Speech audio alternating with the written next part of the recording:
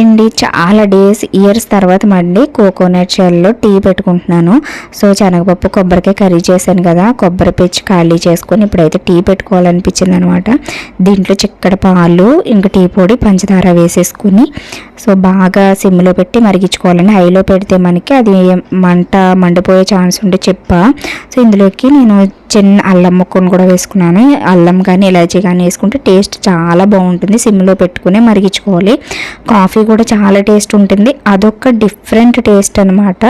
So చాలా టేస్ట్గా అనిపిస్తుంది, నాకు చాలా ఇష్టం. ఇందులో ఇడ్లీ కూడా చాలా టేస్ట్గా వస్తాయండి, అది కూడా చేసి చూపిస్తాను. ఇప్పుడు సిమ్లో పెట్టి మరిగించుకొని దీంతో అయితే మనకి పర్ఫెక్ట్గా వస్తుంది అనమాట పట్టుకోవడానికి. అండ్ మన క్లాత్ అయితే అంటే అండుకునే ఛాన్స్ ఉంటుంది.